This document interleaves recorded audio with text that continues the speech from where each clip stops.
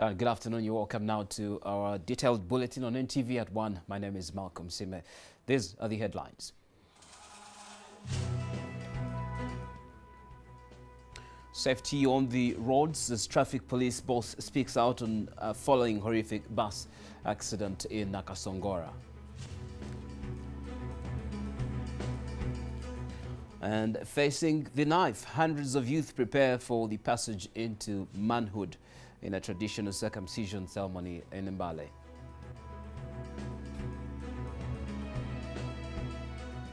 Also coming up, Ebola on rampage. West African nations have been urged to screen all people at airports and borders to stop the deadly virus from spreading.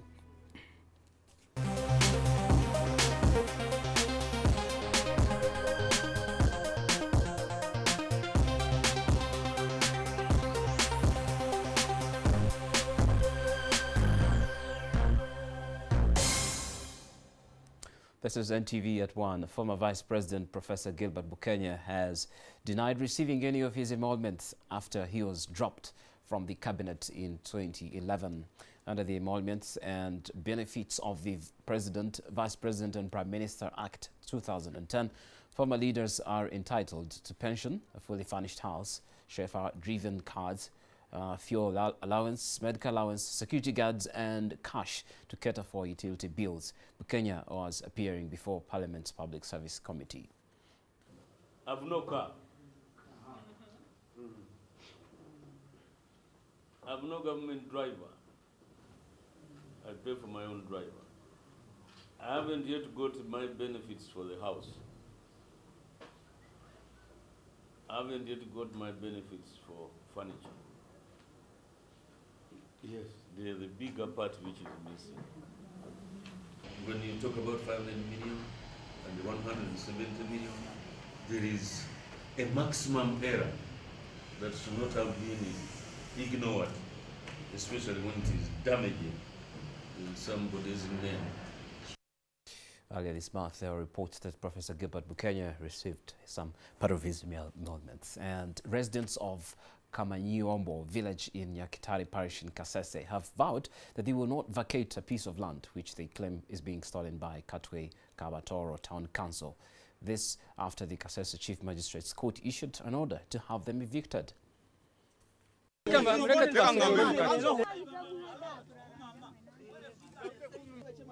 land in contention, which borders Lake Katwe salt mining pans, has been home to a group of elderly people who claim to have inherited it from their long-gone parents even before the existence of the town council.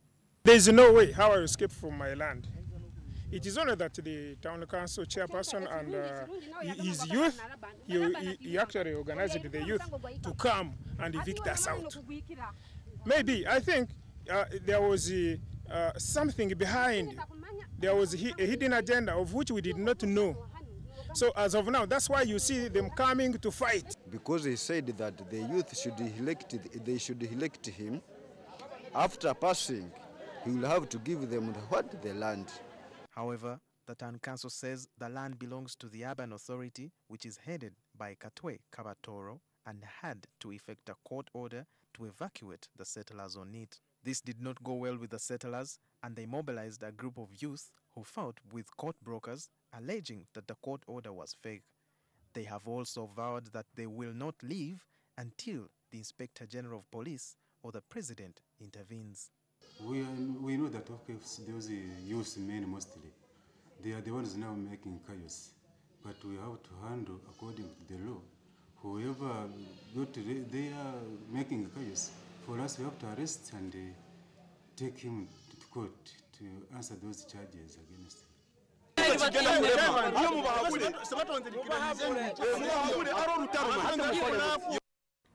Land wrangles biting deep. Now, the Police Commissioner of Police, Dr. Stephen Kasima, says that the rising carnage on the roads has caused them to revisit traffic regulations for drivers of public service vehicles.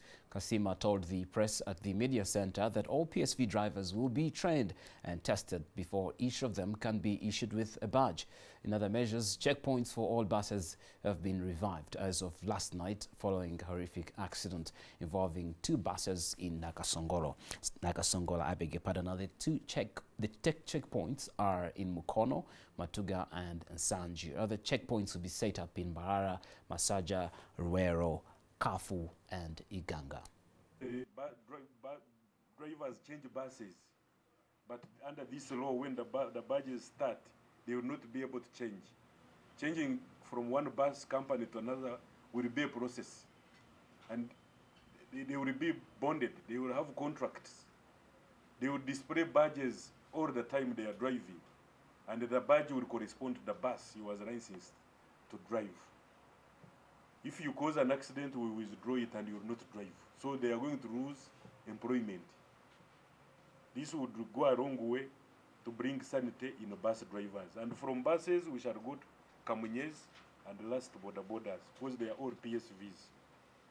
2, with immediate effect, we are reintroducing bus checkpoints to check drivers who make return journeys when they are not supposed to do it. Because many drivers drive and get tired, and the owners force them to go back because they are motivated by profits. Now, the fatal accident that occurred in Nakasongola yesterday, in which 7 people died and 20 others got injured, got the public debating on the rampant accidents that are happening and whether the regulatory measures from the police and sections of the public are really well enough. Now, I'm joined by Chairman of the Uganda Bus Owners, Fred Bahati, to tell us what his association is doing to reduce road carnage. You're very welcome, Bahati. Oh, thank you so much. Apparently, something has to first happen for either the police or the public to come out and say, look, this is becoming too much. But let me first take you back to a story about the speed governors. What happened to the speed governors? Where did that stop? Oh, no. And what purpose were they supposed to serve? I know that's a question for the police, sure. The traffic department. But then again, you also know that you people were forced to buy speed governors at some point. And what happened to them? Are they still installed in those cars? What exactly is happening? First of all, allow me to pass on the condolence messages to those families which lost their dear ones, and also to tell them that we as the bus fraternity, we are together with them. The spirit, we are praying for them, and also we are trying to work together to see that those who are sick, those who got injuries, we monitor their improvement closely. About the speed governors, some of them were found to be faulty in the first place, so causing so much damage to the buses or to the engines, and others which we got to be okay, we installed in the buses. Most of these buses have speed governors. But what happened yesterday, which I want also the public to know, is that there was a smaller car, which smaller car tried to wave through these buses. 2 buses were coming from the other side, northern, and this one was also coming from Kampala. So this smaller car caused a lot of confusion. As it bypassed the other, then it went on to bypass another. So when one bus was trying to dodge it, then it rammed into the other. Yes. This smaller car has not been mentioned, so I have to mention it, that it did much in causing this accident. What kind of small car was this? A saloon car? Yeah, it was a saloon car. It was a saloon car. But because it not get involved into the accident, it is not recorded anywhere. It is not seen anywhere. But that's the truth. So it caused the trouble? Sure. Could you be knowing the number plates? Or not, that we're not actually supposed to reveal here? It was at a very high speed. Okay. What have we done as the association or as the bus owners? First of all, you may realize, Malcolm, that we have really tried very much, of course, working with traffic police. Dr. Kasese himself, we work together. We have always been together in meetings, the IGP, TLB, we as bus owners, we have been working together. In fact, this idea of the badges, we participated in bringing it forward, you see. Okay. Now, what have we done? Formerly, it was very much easy for a driver to cause an accident and crosses to another company. and drives. This time it is not easy. Okay? In fact, that's why, like you may find it, in fact, if you go to records of traffic accidents, you'll find that buses have reduced more than 50% of road carnage. Why? Because of the unity among the bus owners, which was not there before. So after we came together under one umbrella in an association, we tried to check the discipline of drivers. Okay? So I want to tell the public that this is very unfortunate. It's very unfortunate. Let's start from that point now. We had the Commissioner of Police. You had him there. Sure. He's trying to change the traffic laws. You know, revisiting traffic regulations, reduce fatal accidents, just like the one that just happened. What do you think about that move? Oh no, what I think, or my appeal to him is that let us be involved. We are the greatest stakeholders in this. You know, we are bus owners. We are the ones who own these buses. So we must be involved, work together with him, just like we have been working together. He knows very well that with our participation, for sure, we have reduced greatly. You have reduced greatly, and so what do you think should be done? Because now every time such a thing happens, the traffic comes out with tough talking that now we are revisiting the regulations and all that. I mean, apart from changing the regulations, they don't seem to be working. What change can be there, like tangible change, that can convince people that at least the accidents have reduced? I mean, more traffic and more alertness within the bus owners, and also more sensitization of drivers to have discipline on the roads, and also Bwana Malcolm, I want us to accept this, that some of these accidents which involve buses are not caused necessarily cannot by entirely buses. be blamed on buses. On buses, on because bus they drivers. are other road users. So a sensitization should be cross-border. It shouldn't end on the buses only. No. These saloon cars, these motorcycles, and others, pedestrians. So there must be a mass sensitization of the public.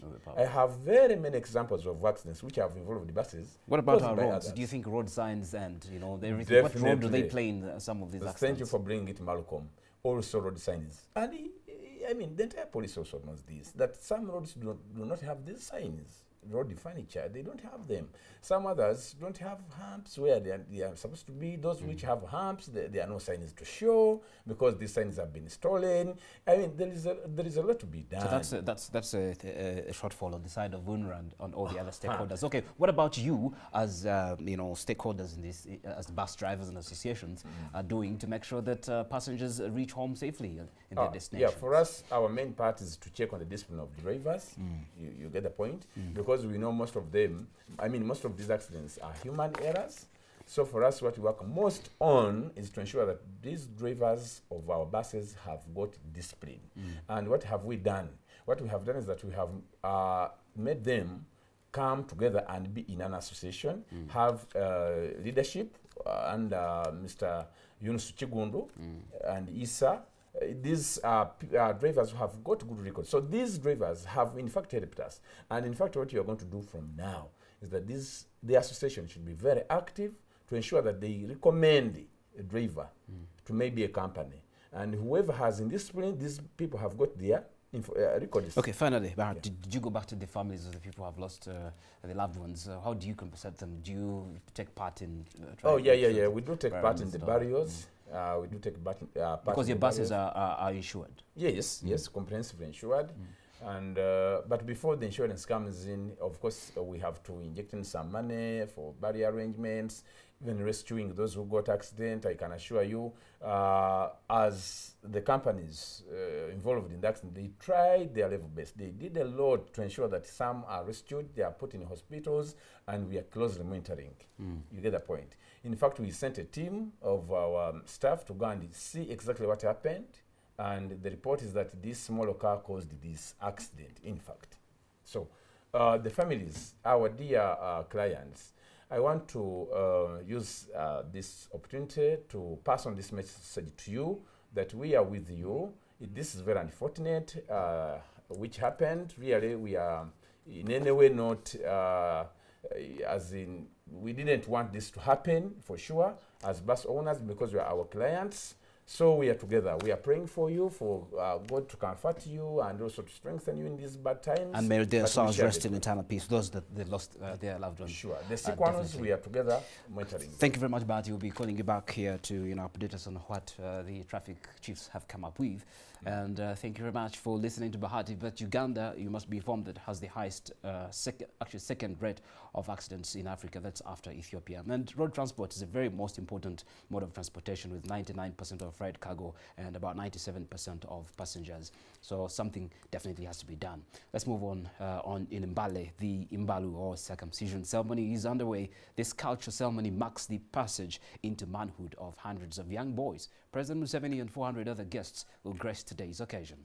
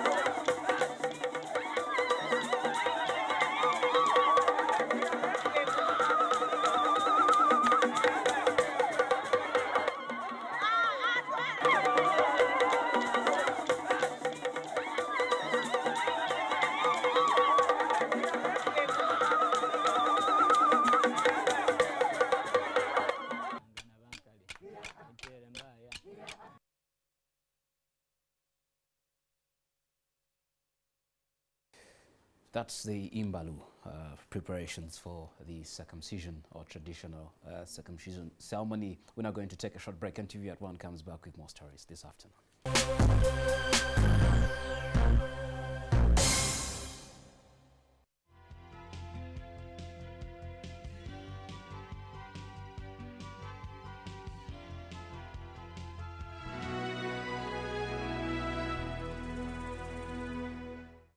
Use White Star Laundry Bar Soap with a lemon fragrance, and you'll have a fresh, clean day. Be like a star. Use White Star. Don't disturb Daddy. My daddy's in a star. White Star Laundry Bar Soap. All day fresh clean.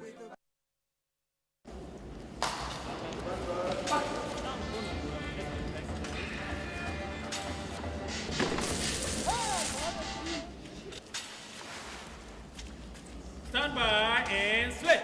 Action.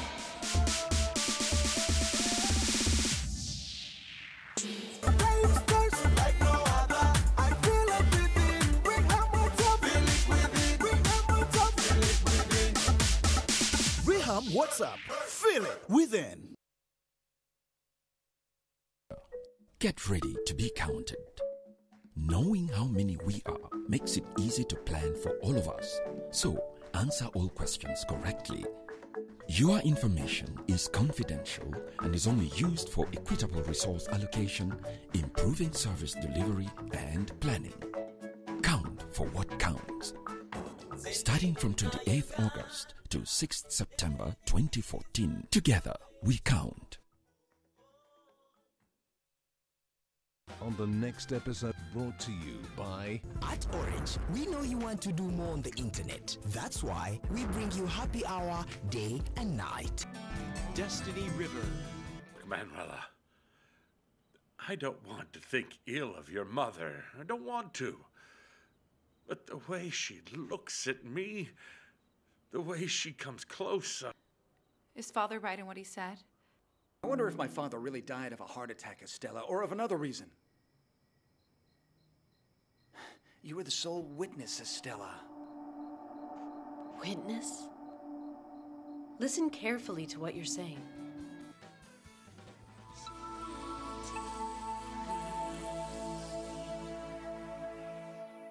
You can download movies at the lowest prices and never fast from Orange. Dial *133# to buy a data bundle. Happy hour changes with Orange. Today changes with Orange.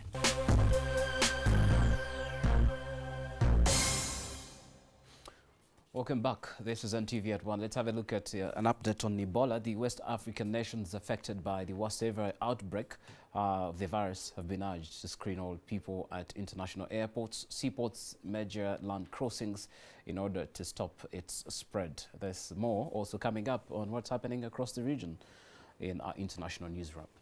The World Health Organization has said that authorities should stop anyone with signs of the virus from traveling, days after it warned that the magnitude of the outbreak was vastly underestimated. The UN agency reiterated that the risk of getting infected with the virus on an aircraft was small and there was no need for wider travel or trade restrictions. It says any person with an illness consistent with Ebola should not be allowed to travel unless the travel is part of an appropriate medical evacuation. Meanwhile, yesterday, Cameroon closed all its land, sea and air borders with Nigeria in a move to prevent the spread of the disease. No cases of Ebola have been recorded in Cameroon, which shares a 2,000-kilometer border with Nigeria, where the virus has killed 4 people and infected about a dozen others. The outbreak in West Africa has already killed 1,145 and infected more than 2,000.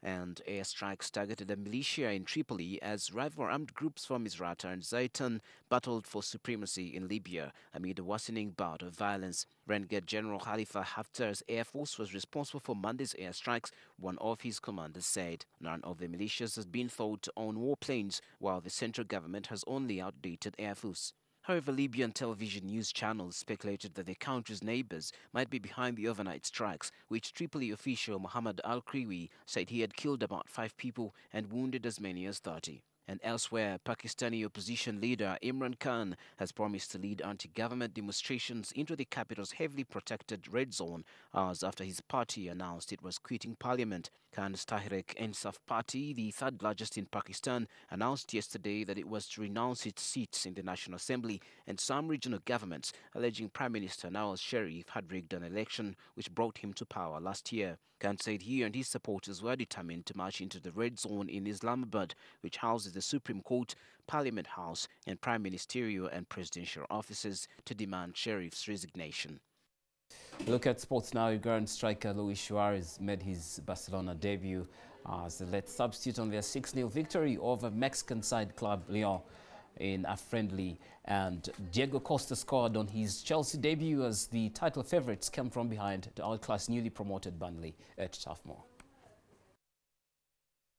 Suarez's 4-month ban for biting was upheld last week but has been relaxed to allow the 27-year-old to train and play in friendly matches. Barca coach Luis Enrique waited until the 75th minute to give the Nou Camp their first glimpse of Suarez. Neymar scored twice and Lionel Messi also netted in an easy Barca win. Suarez wore the number 9 shirt and was given a rapturous reception by the Barcelona fans when he was introduced. In England, there was the threat of an upset as Burnley's Scott Airfield opened the scoring with a stunner from distance. For Arfield, goal for Burnley! Brilliant start for the Clarets! But Burnley's lead was short-lived as Costa levelled with a simple tap-in. And it's surely the equaliser, and it is Diego Costa opening his account for Chelsea, and they've hit back straight away. Andre Schürrle scored Chelsea's second after a cute Cesc Fabregas pass. Fabregas, it's brilliant play. It's Schürrle's goal. It's a truly wonderful goal for Chelsea. And Branislav Ivanovic struck from a corner to put his team in command. While Chelsea were unable to add to their goal tally in the second half, although the returning Didier Drogba did go close with a volley when he came on as a late substitute, it was a performance which fully justified why many expect Jose Mourinho's team to be Premier League champions in May. Meanwhile, La Liga champions Atletico Madrid have an early season chance to avenge their defeat to Real Madrid in May's Champions League final in the first leg of their Spanish Super Cup today. Real haven't rested on their laurels after claiming a 10th European crown as they have splashed over 100 million euros on World Cup stars James Rodriguez, Toni Kroos and goalkeeper Keylor Navas. That's important. There's much more sports to come from our group from Studio B now. Today is World Humanitarian Day, and the theme for this year's World Humanitarian Day is The World Needs More, a campaign dedicated to those working in humanitarian areas and helping those in need. And if you could do something a little bit humanitarian, this is your day. Go ahead and do it. That's it on NTV at 1. Next up is Omumuli.